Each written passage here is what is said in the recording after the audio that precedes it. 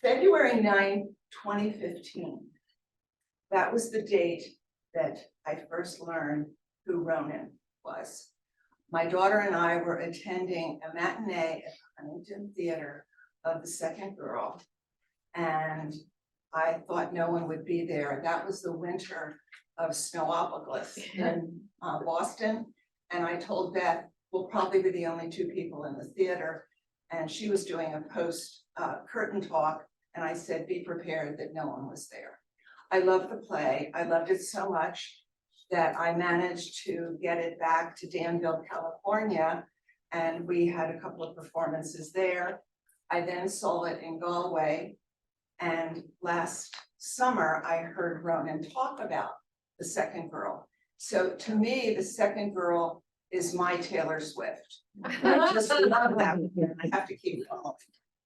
Ronán believes in playing with a myriad of elements to find the right way to tell a good story, a necessary story that tells us who we are, where we have been, and where we are going.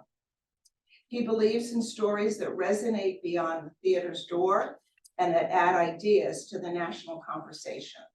He believes in the playwright as thinker, traveling in the direction of their fear. His play, The Smuggler, won the Best Playwright Award at the First Irish Festival of New York in January of 2019. The Second Girl was the inaugural winner of the Association for Theater and Higher Education Excellence in Playwriting Award and an Egerton Award winner in 2014. Additional plays include The Atheist, Brendan, Scenes from an Adultery, The Lepers of my Irish, Ballybost, The Lowen of Ballygal, and The Gigolo of Ballybraig. This is the Bally trilogy. The Compass Rose, Little Black Dress, and A Small Death. The Atheist played at the Huntington Theater Company in Boston and the Williamstown Theater Festival.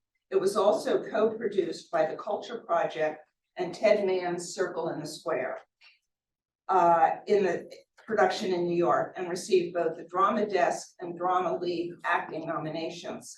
Other recent international productions have taken place in the UK, Spain, Canada, the Philippines, and Ireland. If I went on and gave you a full list of his credits and awards, we would have no time for him to speak. So I'm moving ahead. He is an artistic associate at the Vineyard Playhouse on Martha's Vineyard and has developed work for television with Pretty Matches Productions and the reality TV-based production company High Noon Entertainment. His 2014 live action short, The Accident, based on his short play, I Glue You, has played the Boston International Film Festival and the Montclair Film Festival. Noone is also on the board of the Irish Society of Boston. After studying politics and mathematics at the University of Galway, Ireland, he began a writing career with a postgraduate diploma. He wrote for various newspapers in Ireland and a small stint in Prague. After an editor and his writer, after an editor said his writing was deconstructive and did not meet the formula for a newspaper's parameters, he wrote his first play. Later, he immigrated to America and submitted that play to Boston Playwrights Theater and studied with Nobel laureate Derek Walcott. There he understood that deconstruction was not a bad word, and for a play to develop, you need the support, belief, and resources of a theater community behind you. As a teacher, he guides writers to search the beating heart in their work, to critique with care, to rewrite using the pen as a scalpel, and to read and reread plays, screenplays, and TV pilots. It's my thrill to introduce my friend, Ronán.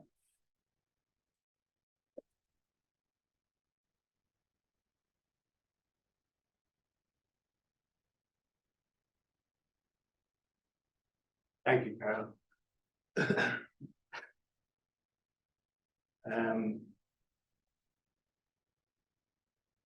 It's a privilege to address the symposium, and an honor to be at Washington University to witness the opening of Carly Hammerman's collection on Eugene O'Neill, and to speak of my own kinship to O'Neill.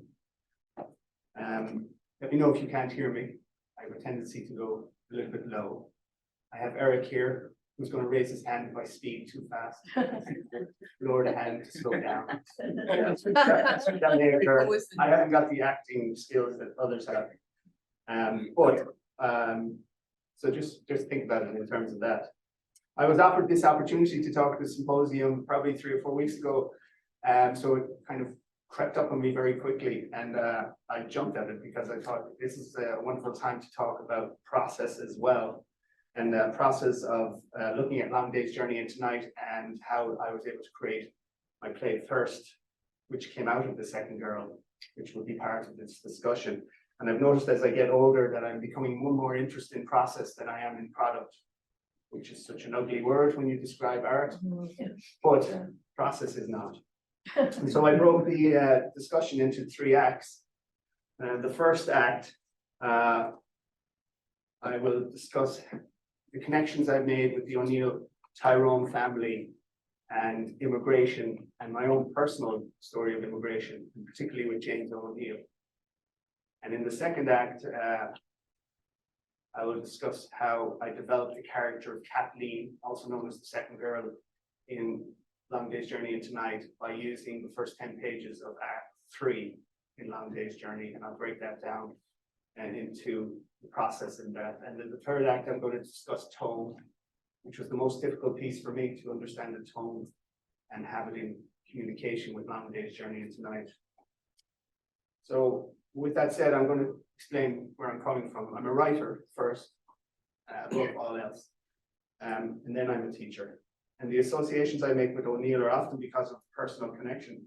I find it in his work and in his life. And when I began working in my play First, which tells the story of what happens in the kitchen while Long Day's Journey into Night happens in the living room, I had to find a way into his work by locating common themes such as immigration, deracination, an Irish background, an American background, and the idea of always being considered the outsider. And to delve into the work, I had to study the psychology behind the O'Neill Tyrone family life, which offered me a greater understanding of how to approach the world of the kitchen. With that in mind, I want to illustrate how I found that connection, how I minded to propel both passionately and selfishly my own creative impulse, and how that connection begins with Eugene's father, James O'Neill. On the surface, I have more in common with Eugene O'Neill's father than I do with O'Neill. We were both born in Ireland, and I understand the elder O'Neill's ambition, the deracination, the miserly anxiety, and the desire to succeed. I understand that there's an innate determination to prove it worthwhile when you leave behind your home, your culture, your accent, the land of your birth for America. And I recognized in Long Day's Journey into Night some of my own sacrifice, guilt, and desire to prosper. And I put that in the kitchen. By the way, I visited Monte Cristo House maybe 5 years ago, and the kitchen was gone. I don't know if they ever put it back. They never have one. No. So we invented the kitchen as well. No, I like And I saw both plays were created out of 2 worlds. So I'm going to talk about that. But the 2 worlds were the immigrant and the citizen, the employer and the employee, and Ireland and America. But on a deeper level, I had a connection to Eugene O'Neill because of a fierce understanding of what it means to fill the blank page, using a bag of bones characters who can spout dialogue with poetic lyricism, illustrating ideas on what it means to be alive and to survive, while identifying Aristotelian structures that platform and condense 60 years of hurt into one 24-hour-day cycle. One of the first places I began the exploration was by asking what it means to leave your home and what it means to think like an immigrant. So let me begin with an anecdote that will offer both an insight into the role immigration plays in my world, and I believe is essential to understanding the role of the plays in Eugene O'Neill's theatre.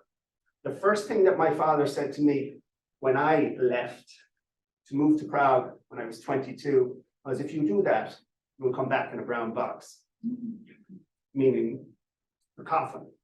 So the first thing, there are 2 things to think about when I tell you that. One is the idea of escaping from your home or leaving your home is something you should do when your father tells you that.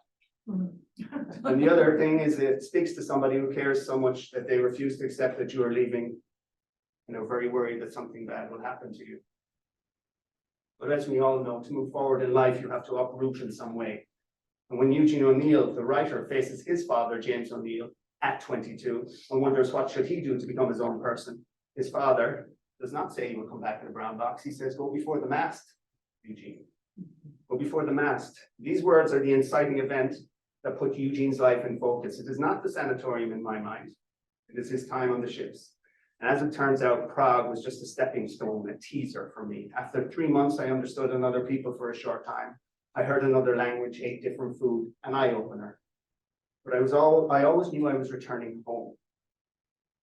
It never felt inevitable. The stakes were low. I hadn't committed. It was a form of protection from the ultimate in uprooting, that is to leave your home for good. But it was the first step in dislocating from everything I knew, and like a sponge soaking up the king's continents, I was soaking up experiences and allowing them to sculpt the new independent me.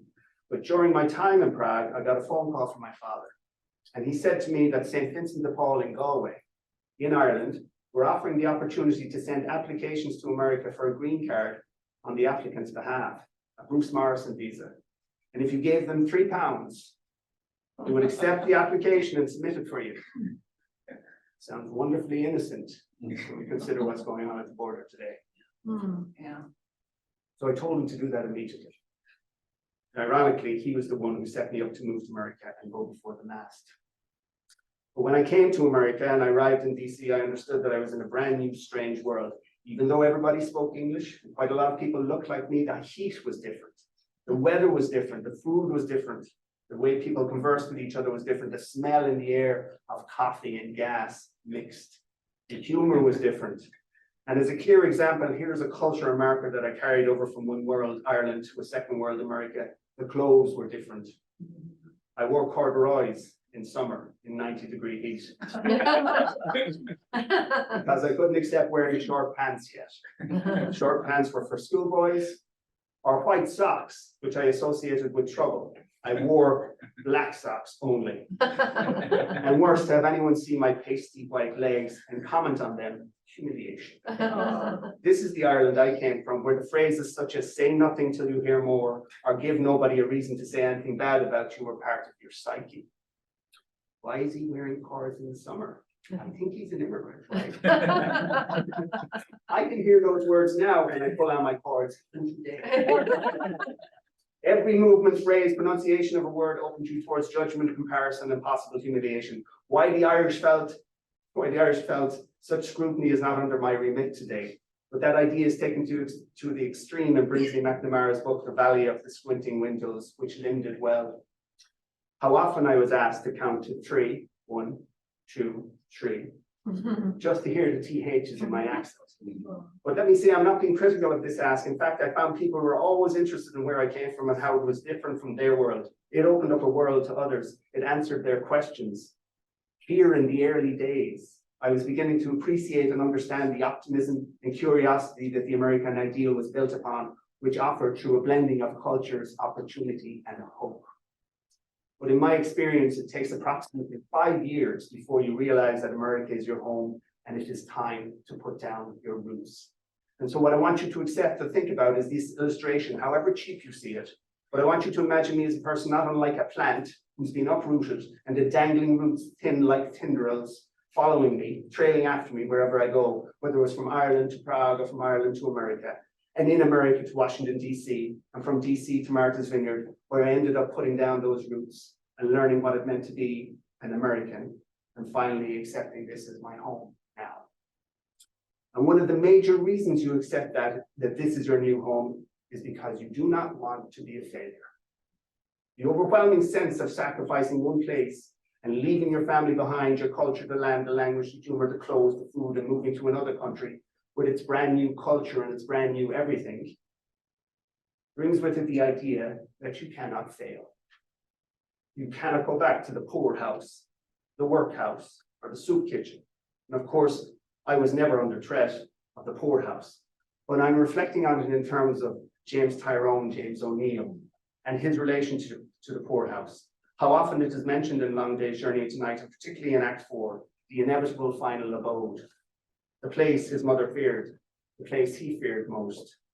And as an example of what James O'Neill's family may have witnessed before they left Ireland in 1851, as the Great Famine was ending, here's a quote from Kathleen Villiers Tuttle's book, Patient Endurance, where she discussed the Great Famine in Connemara, not Kilkenny, but Connemara, that's where I'm from, where a meeting of the Relief Committee was taking place inside the courthouse in Clifton, when R. Barclay Fox reported his finding to the Society of Friends. Quote, "A crowd of emaciated and cadaverous beings followed us through the streets crying for food. A widow crouched at the door of the courthouse, lifted an old piece of sacking which surrounded her group and said, pointing at them with a wild look, 'There's my family, gentlemen.' Two young children were lying on each other, shrunk almost to skeletons and apparently unconscious. A girl of 7 or 8 was huddled over a piece of smouldering turf, endeavoring to supply with warmth the absence of food. There was also a boy of 10 or 11, dying of hunger. He died an hour or two later," unquote. James O'Neill arrived in America at the age of 5 or 6, those wildly influential early years after a grueling transatlantic voyage. And at the age of 10, he was working 12-hour shifts in a machine shop, that dirty barn of a place, to support the large family O'Neill. He was uprooted from Ireland. He had that Irish accent that separated him from the citizen or the nativist. I wonder what cords he wore that advertised his status as immigrant. And I wonder how long it were the roots that dangled behind him. And with that in mind, I imagine the ghost he carried on his back was, "I cannot fail. I have to make my family succeed. We have to regain our pride. We didn't leave it all behind to live in the gutter here." And the one thing that can help you do that is money. And on the way to making money, you have to save, using every possible means by wearing the same clothes as often as you can. Turn off the light. Do not waste water. And maybe consider consumption as a death sentence, because that's how the immigrant thinks. This is an arrow among many that is used by Janie, Edmund, and Mary to pierce and undermine James's status as the head of the household. It states he is still just an immigrant after all, second to the native born. And in terms of many arrows flung, let's consider James's relationship to property. The Irish psyche, because of centuries of oppression and boycotting and colonialism, because of landlord and tenant conflicts, because of eviction and humiliation and poverty, and because of famine, the Irish now have a particular attention to the property they own and the property they buy. And they accumulate that property as a measure of defense and a symbol of strength. It is not just a home. We may say, as James Tyrone says, land is land, it's safer than the stocks and bonds of Wall Street swindlers, but really, it is a way to say, you will never take this from us again. And it goes back to an inherited trauma that carries from one generation to the next, so that property becomes the essential element in defining who you are.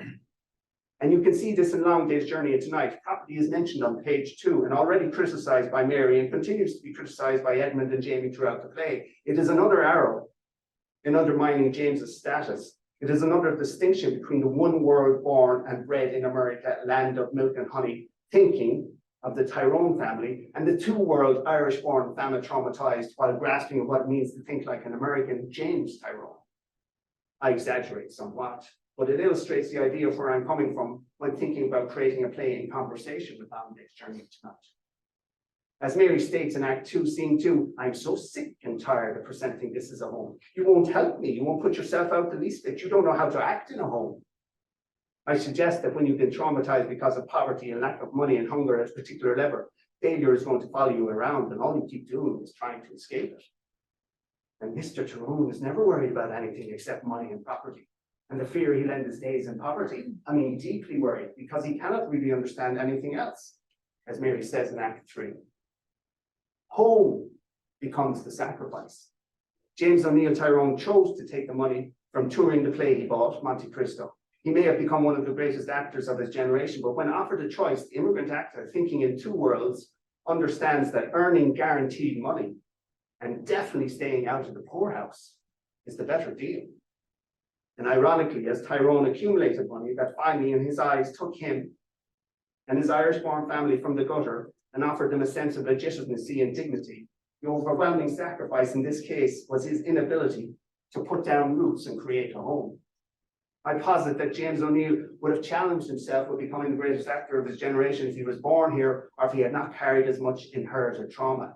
Because the very essence of the American dream is opportunity to become what you want to be. The choice he made was informed by his immigrant status, and this uprooting, deracination in his early life, like the plant I asked you to imagine, was looking for a place to put down his dangling roots. Monte Cristo, the play, was an opportunity to do that, and he took it. And it was a late day for regrets. Because the choice he made meant he had to move all the time. This act of movement is a form of escape in one way, staying ahead of the poorhouse, and two, it is a way to create the illusion of advancement. He is always immigrating from town to town, city to city, state to state, hotel room to hotel room. And it is difficult to upset the routine when you've trained yourself to do so, to chase the money, to escape the gutter. This is a legacy he hands down to Eugene, who said that the only place he ever found he could put down his roots was on a ship. Of course, a moving home, a mobile home, the home of the itinerant.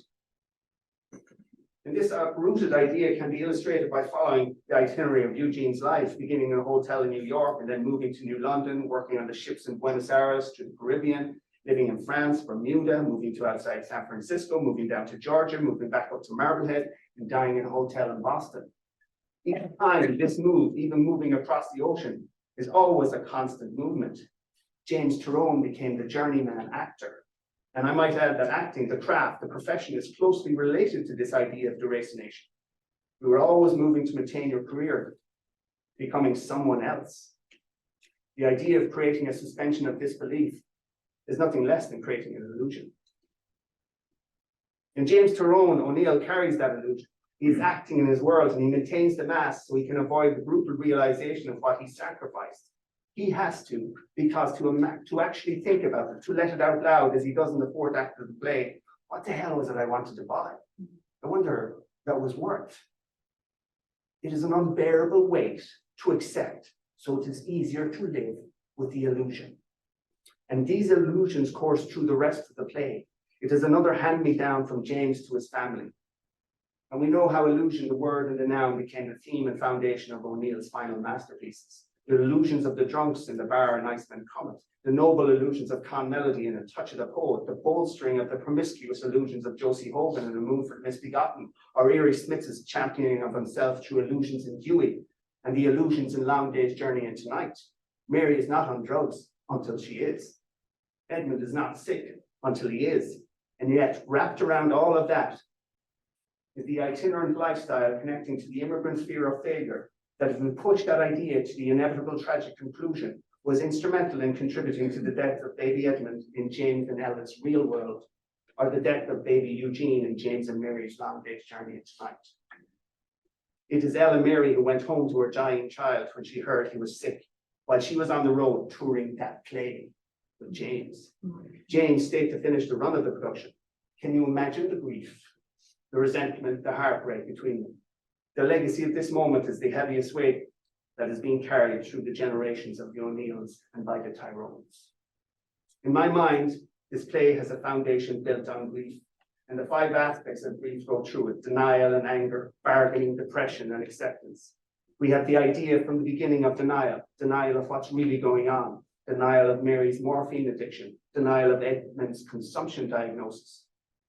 The only one that seems to be able to cut through that denial is Jamie. And the reason he is able to do that is because he has accepted he will never put down his roots. There is no illusion for him. And the great silver lining of being a failure and not carrying any illusions is that you can call out what you see for what it is, because you have nothing left to lose. And it's when Jamie's voice picks up that you notice the anger rising throughout the play, because he holds the mirror up to nature and reveals the truth behind the illusions and the family are trying to avoid. But yet the anger and the way they attack each other is visceral, such that the only way to identify a return to some sense of normalcy is through bargaining. The bargaining, when we read it in the play, feels like uneven tone shifts. The swings can pull you out of the play upon reading, or bad direction. The swings are like the weather in Ireland. 1 minute there are hailstones and the next it is sunshine. In Act 1, Jamie and Tyrone are always at each other's throats. All right, Pop, I'm a bum, anything you like so long as it stops the argument. If you get ambition in your head instead of folly, let's forget me. What started you on this? Oh, Doc Hardy. What is he going to call you? When is he going to call you about Edmund? This modulation of tone has to be expertly navigated within the idea of bargaining. And the bargaining you can sense throughout. Mary, will you eat something? The bargaining of Jamie seeking monies from his father for working at the hedge. The bargaining with Edmund in terms of sickness, of going to the doctor. The bargaining with the doctor. The bargaining behind which sanatorium Edmund requires. The bargaining with the help. The bargaining of Tyrone with Maguire on buying land. This we recognize in ourselves, in our own families, that we have the denials, the anger, the bargainings, but the depression in display is the root of the addictions, be it drink or morphine. The final idea of acceptance is unavailable to us. There is no acceptance, because O'Neill does not believe in catharsis in Long Day's Journey into Night, if he believes in catharsis at all. I posit that the reason the play has captured our imaginations is because we have to finish it. We have to find acceptance when we go home to our families. We, the audience and the close reader, have been tasked with finishing Long Day's Journey into Night if we choose by holding the mirror up to our families and asking them to find acceptance for their denials and their anger. Otherwise, we are forced to maintain the illusions. This is what we see as a common humanity. The difference being there is no home here because they are all uprooted, and they've been uprooted from the very first day that they came in contact with old man Tyrone. And this idea happens to affect the kitchen as well. Mary is afraid that Bridget and Kathleen won't stay because this is not a home except in the summertime. And it feels like they're always on the move. Why would they stay, she asks. And that's the question I asked too. The bridging of two worlds, Ireland and America, was something I've been trying to construct creatively for quite a while. But I couldn't find a way to bring them together cohesively until I picked up Long Day's Journey into Night.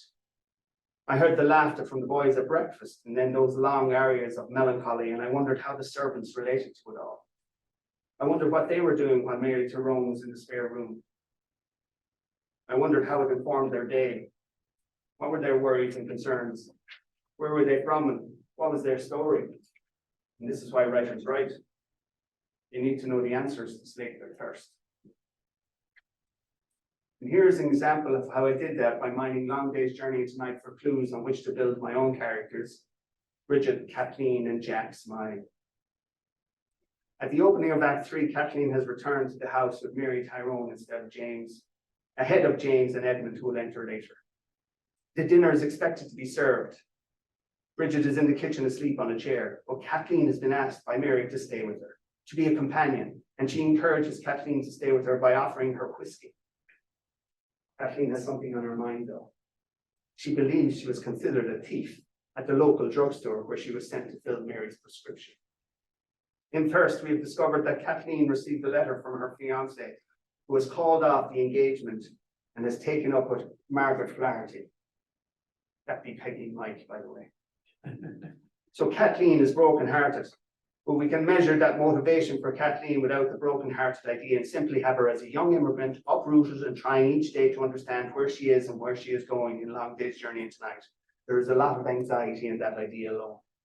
But it has been suggested that to maintain the conflict and heighten the tension in the scene, we use dramatic irony based on the stage direction for Kathleen, where she is said to have an ignorance and well-meaning stupidity, and so is unable to deduce what is right in front of her, namely Mary's morphine addictions. And this allows for a strong contrast with the family Tyrone, who are, of course, very much aware of the drug addiction. So by adding a dunce into the crisis, you heighten the drama.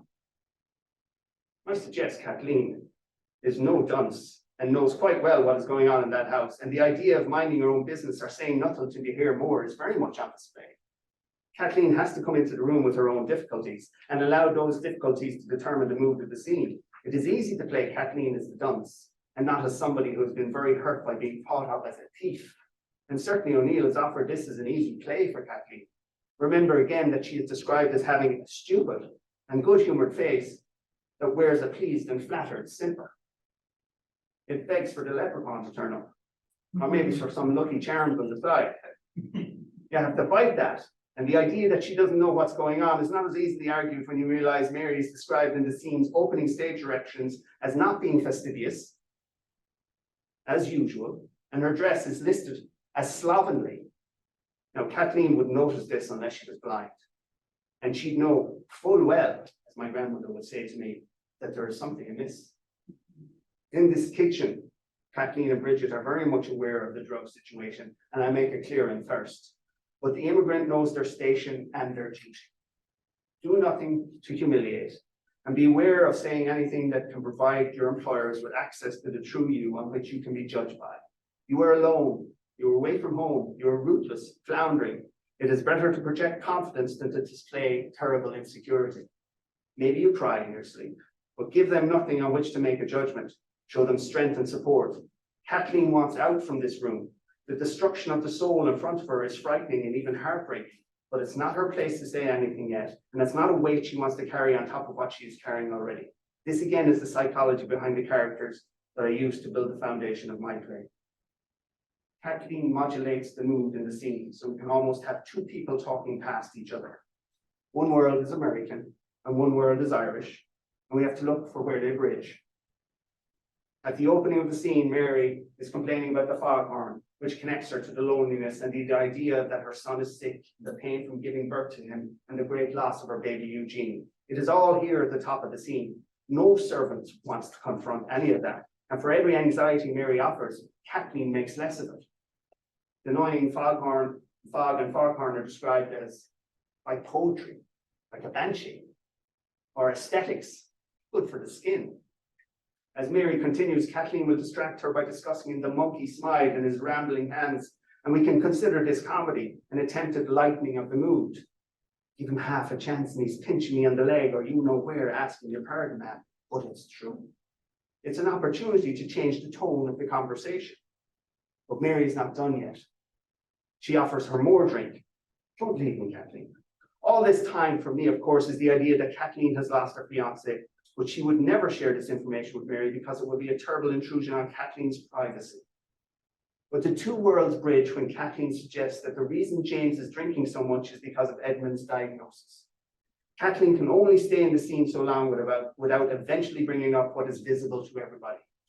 And as the drink is added to the conversation and Kathleen's inhibitions are lowered, she feels impertinent enough to say, I can tell the master is worried about him. And to tell it, O'Neill writes the stage direction for the line, stupidly puzzled. In fact, he uses this stage direction 3 times for Kathleen in the 10-page scene, and the word stupid or silly appears 8 times in total in reference to Kathleen. But stupidly puzzled works on the linear. On the one world point of view, American born and bred, employer, instead of the two world using Irish immigrant employee as well to understand the lines. Kathleen is being purposely empathetic without drawing too much attention to the hurt. She is offering Mary an opening to talk about what is making her lonely, but Mary deflects again and critiques her husband's miserliness publicly. Kathleen plays the politician instead and compliments James and his kindness. Again, purposely finding the positive to avoid the negative of being pulled into criticizing her employers publicly. James Tyrone's kindness is obvious to Kathleen, and here I'm given an opportunity to develop Kathleen's character for thirst. She can relate to James. He comes from her land, not unlike myself. He understands what it means to immigrate. He was born in Ireland. He has a connection that the others don't, and it offered me a chance to connect James and Kathleen. Because here Kathleen, seemingly out of nowhere, says, speaking of acting, ma'am, how is it you never went on stage? And here O'Neill's stage direction states she is fighting off the effect of her last drink and trying to be soberly conversational. But there is a motivation behind what Kathleen has said. Every actor has to find it, and you cannot take it for granted.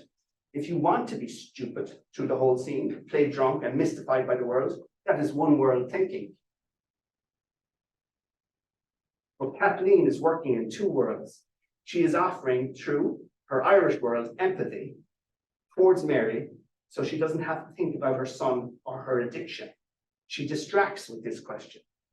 But in her American world, in Kathleen's American world, she sees opportunity. And as a playwright knows, a character may not say what they need, but they're always working towards what they want. In fact, in Act 4, Edmund talks about the $5 James offered him. And maybe Kathleen wants to be an actress, I thought. and James would help her. This is a possibility. Why else would she have brought up this question with Mary? And this is a possibility I developed in Thirst.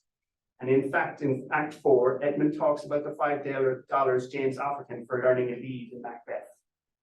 So Kathleen has been offered money by James in Thirst to learn a character in The Tempest. But as the scene continues, the weight of being called a thief, the vilest weed of an insult for an immigrant, sits with Kathleen, and she is trying to avoid mentioning it until she finds the strength to criticize Mary without it sounding impertinent when Mary suggests that she had dreamt of becoming a nun. Sure, you'd never darken the door of a church, God forgive you. It is the only time where Kathleen can declare her allegiance to God and place her employer second, always, and not be denounced for it. It is a point of order. She finds strength in the declaration, but it also illustrates Kathleen's growing frustration with the scene and allows her to finally take a stance in conflict with Mary's dope-inclined actions. And now, finally, Kathleen can't help but tell her how indignant she feels about the accusation at the drugstore of her being treated like a thief. She's been waiting to say this all night.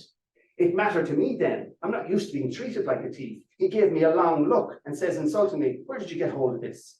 It's none of your damn business, but if you must know, it's for the lady I work for, Mrs. Tyrone, who's sitting out in the automobile." That shut him up quick. He gave a look out at you and, oh, and went to get the medicine. If you read these lines as Kathleen telling Mary, it isn't just you that is affected by the drug you are taking, but it can do damage to others in detrimental ways too. And might she be saying this as a means to encourage Mary to stop? In the climax of the scene, Mary excuses us again with deflection away until Kathleen finally says to her with full impertinence, "You've taken some of the medicine and it makes you act funny, man." I read this as Kathleen saying, "I am not stupid, but I'm not going to judge you like the others. In fact, I will stay and help you if you want, but I'm aware of what you are doing." Finally, Kathleen asks to return to the kitchen where she can be herself without the mask. The way I read this scene through Kathleen's eyes helped me to develop the voice for Thirst.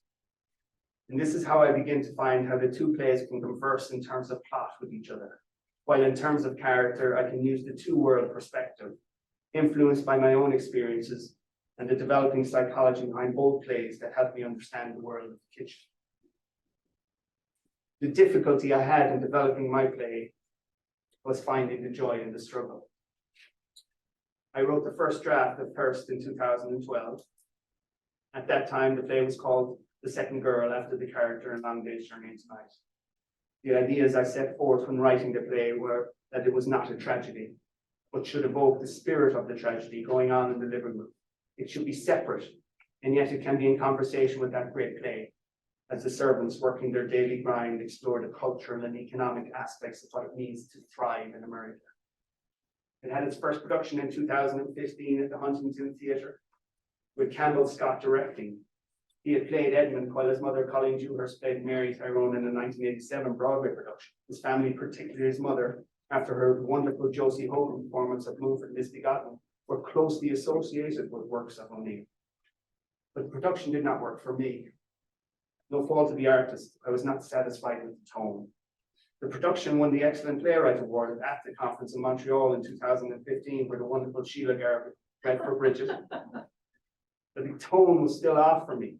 Further productions followed in 2016, readings in Galway at the Eugene O'Neill International Conference in 2017, and numerous reads up until 2022, even with Kevin Bacon. Again, I was still struggling with the tone, and I never understood why. Tom Murphy, the Irish playwright, said it takes you 15 years to become a playwright. He was right. I might even add that it takes 20 years. I could talk about plays, but I didn't completely understand how the jigsaw pieces of the play came together. I had all the elements, and I used my innate understanding of character, plot, and dialogue, but something was wrong. And it left me bereft in search of an ending that answered the authentic ideas behind the play. And when you know something is wrong, you can feel it. And although I wanted the second girl to be in conversation with Long Day's Journey into Night, the problem was, and this I was made aware by Vincent Murphy, who wrote the book Page to Stage, The Craft of Adaptation. The worst thing you can do is fall in love with the source material. And I did. I committed to the project with some rules and convictions. One, I would learn from a master. Two, I would give voice and dignity to the women in the kitchen who had been referred to as ignorant and stupid. And three, I would do no harm. Four, I would step into this world with admiration and devotion. And five, I needed to write the play. And to name some of the research and inspirations I read, John Millington Synge's travel memoir, Aran Islands, which gave me a beautiful closing line for a letter, yours till death, Oh, which I use in first. And I read Connemara by Tim Robinson, because this is where I came from and where I decided Kathleen and Bridget were born. I read Maureen Dazell's Coming into Clover, William Shannon's The American Irish, Mark Espin's Conversations with Eugene O'Neill. I read plays by O'Neill and studied his constant reinvention of structure. I watched various productions of Long Day's Journey into Night, including Sidney Lumet's film adaptation. I was inspired also by the plotless lay plays of Chekhov, which are full of minor events with major consequences, illustrating the depths of the human soul. And finally, in a spirit of reverence and respect, I visited O'Neill's grave at Forest Hill Cemetery, not far from my own house, and I explained to him my motivations. And let me suggest that all that reading might actually have damaged my innate reckoning with the blank page, and instead set me up to write a play that was full of respect and duty in place of my own fierce guttural response, which is always based on a purgation of the spirit. I was too influenced by O'Neill and the work. I was too enamored and afraid to tread roughly across those pages. The second girl in as many drafts illustrated the morass. The endings were many, and there were another playwright's endings, Chekhov or O'Neill or Strindberg. And unlike O'Neill, I believe in the American dream, and it's possible to claim it, and I own a small piece of it.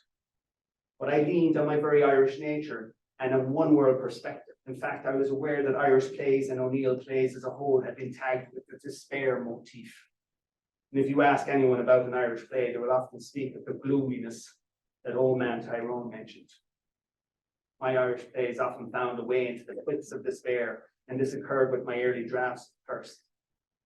But the American me had put down roots that called it home now, and found that the American optimism was beginning to take hold, so that when I talk about a marriage between two worlds, I'm also talking about a marriage between two tones. Teresa Rebeck, a well-known playwright who directed the production at Dorset Theatre last year, gave me closure on the script. And she said, if I wanted a play in conversation with Long Day's Journey into Night, I needed a play in direct conflict with it. If we found despair in the living room, we can find hope in the kitchen. Rebeck said to me, this play is full of joy, and joy in the struggle. And if you want joy, you should declare it from the top. In the Eugene O'Neill Review published edition of The Second Girl in 2016, we find I opened the play in the morning of that day in 1912. Bridget is dragging herself in the kitchen, hungover, and praying to the Virgin Mary on her knees. Hail, Holy Queen, Mother of Mercy, hail her life, her sweetness, and her hope. Today to be cried for banished children of Eve, to be sent of her sighs, mourning, weeping in this vale of tears you can hear. Not alone see the despair, ready to course through the play. There is no wit here. In fact, it feels anachronistic. It imitates O'Neill. But in the published edition, in the TRW plays, which by the way, just came out this week, Oh. which is quite wonderful actually. You can smell the newness in the binding. And how it was played in Dorset, I began the play the night before. Bridget is drunk and having great fun flirting with a sober Jack.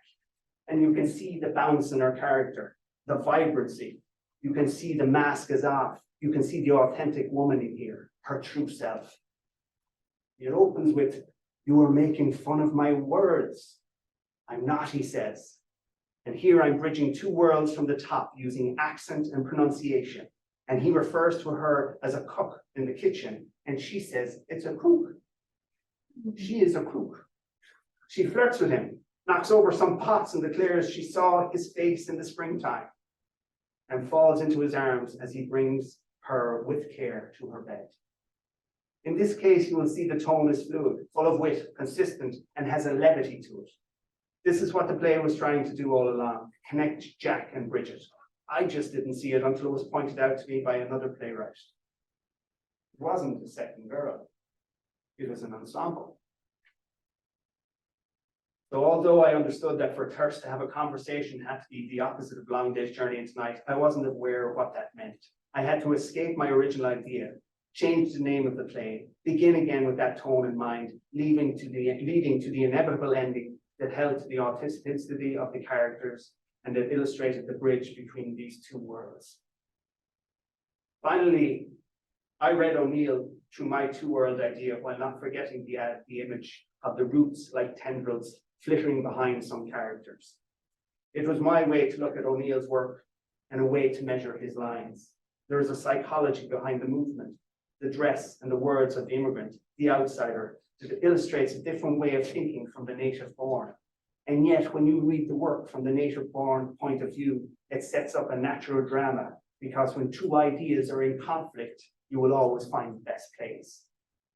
And whether we are looking at Driscoll in the Moon of the Caribbees or Bound East for Cardiff, or Matt Burke and Anna Christie, or the Mayos and Beyond the Horizon, Paddy and the Harrier, the Hogans and Moon for the Misbegotten, Tyrone's and Nick Cavan in the Long Day's Journey into Night, Larry Slade, our Irish anarchist, or Con Melody, the Galway tribesman.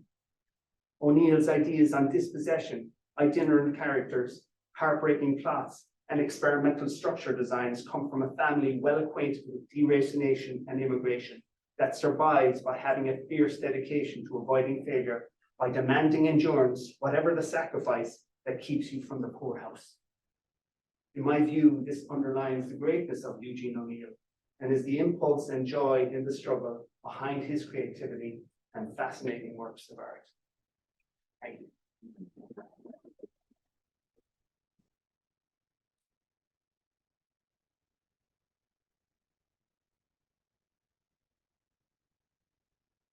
Yeah, they probably have a couple of questions. I don't know if we have time for that. Yeah, we got about 10 minutes. 10 minutes. So here we are. Yeah, well, can I just say you are such an amazing writer and you know, critic of O'Neill, and your phrases are so lovely. So thank you for that. And it occurred to me that your writing process is not unlike O'Neill's, especially in regards to Anna Christie, which we were just talking about at Dow House, right? Where that play was initially called Chris Christopherson, and he put it away, and it took him, right? And he renamed it, you know, shifting the focus. And so I'm just wondering if you could talk a little bit about this focus on the to rename it, retool it, and especially since the title is Thirst, and O'Neill has a play called Thirst. That's right, and it's not. That does, you know, I am making that connection as well. Okay. But I suppose, you know, sometimes it's hard to distinguish back from fiction, both in O'Neill and in many playwrights' writing. I have a thirst, desire to succeed, and that thirst is probably where that came from. On top of the fact that I knew O'Neill's first play was Thirst as well, a three-hander, and I took the chance that if I am going to restart it and relook a play, I needed to change the title. You'll find that when I'm teaching young playwrights, the hardest thing for any of them to do is put a title on their play, because they then feel very proprietorial to that title and they can't disassociate. And to actually change the title of a play seems like it's not as simple as just changing the words. You're changing everything inside yourself, because you're now giving it a different property. And so being released from the second girl and the way that that's in the title of Long Day's Journey into Night allowed me then to return back to Thirst in a way that felt like I can attack it from a different tone. I don't know if that answered your question. Thank you. But thank you for your kind words. Oh, no, really. I just want to reinforce that you have the notion of poverty, the fear of immigration, the desire and necessity for land ownership pegged perfectly. You really do have it. The O'Neill families, many of which immigrated, came, bought land, and destroyed their family life in a sense by wanting to hold more and more land and driving their sons off farms that they did not want to farm. And so this is and then the phrase, "we'll end up in a poorhouse," then continues through generations of families. And so your O'Neill story is covers many, many O'Neills, and it makes it, you know, how I don't say it, it reinforces, I think, the validity of your viewpoint and the necessity of saying it and telling it. Thank you, yeah, it does, I think about it a lot, because when I go back to Ireland. There's certainly poverty in Ireland, but I come across a lot of people who don't own one house. They own quite a few houses, and so there is a connection to be easily made with the Irish here and the Irish. I think the man of thanks. First of all, I want to thank you on this, the excellence of the talk. I really enjoyed it very, very much. And one of the ways in which I enjoyed it was seeing it through your eyes. It really changes one's perception of Long Day's Journey into Night. It throws it alters the balance significantly. Because when, in all the times I've read or seen the play, I think we are all influenced by Jamie and Edmund's perspective.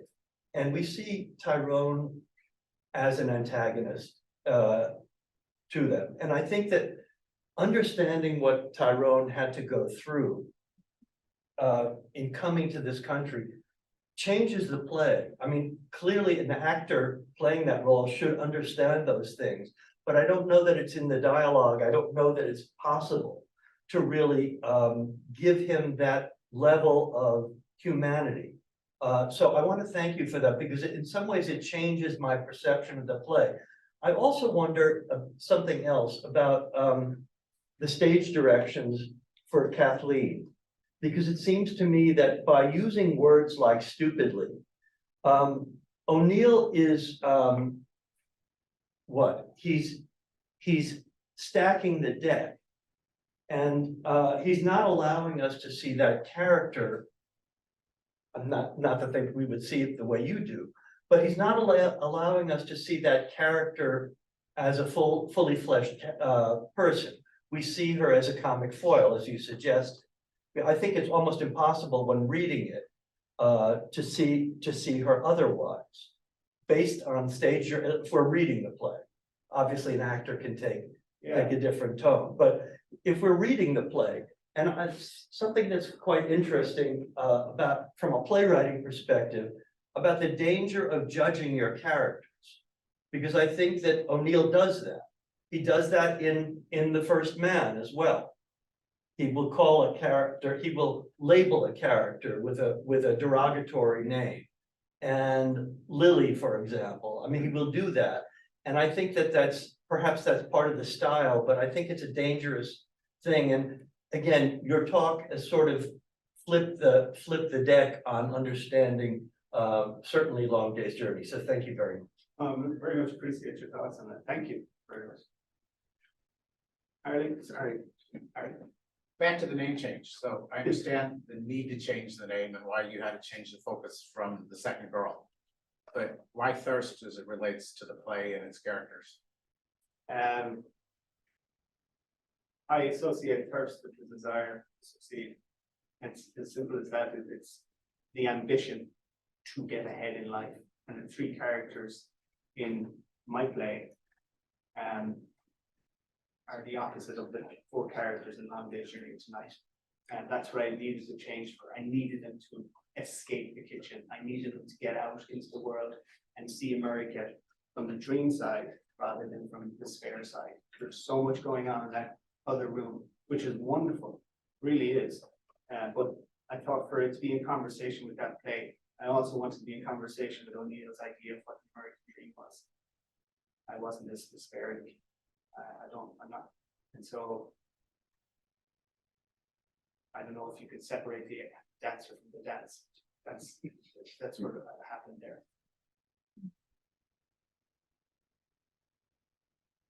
Steven, sorry. Well, again, thank you, Ronan.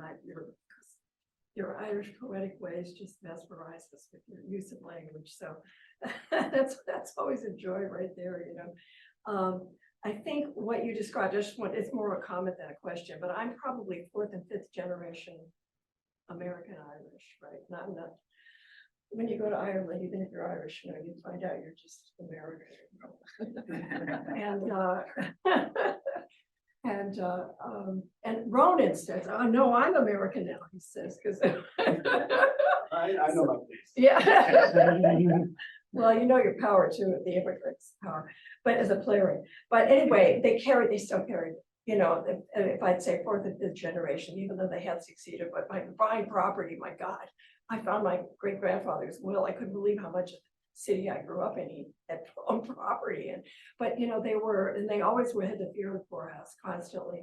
And when I think that I'm that far along, that the more recent immigrants, what they go through coming over here and that drive to succeed, and you know, that story gets carried on generation after generation, and giving it up, you know, and you know, and rooting, as you said, is you know, it's just denying your ancestry. So we're in constant state of that struggle all around us all the time. I would just add that most of my ancestors came from Cork, and just like all the jokes about the Irish marrying their cousins, I mean, they're all intermarried Cork. When I looked it up, it was just like, it's a wonder I have a brain left in my head. And then when they came here, if they hadn't married over there, they found somebody from Cork over here. That's right. Yes, that's impressive. Absolutely. So that's my feedback. Thank you. My name is Heidi. Yeah. Thank you for the opportunity to ask you a question. So my question about before you share about the American dream, but I think you're almost about the third or fourth generation Irish American here. So my question about today, you have a beautiful life, you have good title from Boston University. I think I curious about your difficulty to manage first Irish immigration life and connection with your grandfather, mother, country, Irish culture, and anything life. My question about when you're writing something story about connection, strong connection with your culture and your before this story, what do you do? Can you manage this? Even you never know, leave this place, Ireland, our other immigration life. So, Did you think I was first generation or fourth generation? sorry, English is my second language. My question about you're living in America, but you're writing some story talk about the immigration and other old-fashioned story, but you never know leave this time. My question about what do you do? What can you do? Imagine this story, make this story, so make the drama in writing. What do I do? Well, obviously I rely on my own. Yeah, no, absolutely. And I hear it again. I rely very much on. As a writer, I think you have no precedent for the emotions that you go through when you come here as an immigrant, I'm sure. And so those emotions go into some place in your soul or body that you can pull out of again later when you go to tell that story. And so I found myself relating to those emotions of loss and floundering when I started writing Thirst. And even when I started writing The Second Girl. And once I did that, being able to negotiate that through Long Day's Journey into Night, and particularly looking at James O'Neill and Kathleen, I was able then to kind of reactivate those emotions and not see them as despair, but actually see them as hope and opportunity. So I think that's what I was trying to do actually by the end, by the time finally finished. I don't know if that answers your question.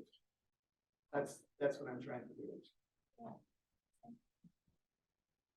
Thanks for all the questions and comments. Yes. Thank you all. Thank you very much.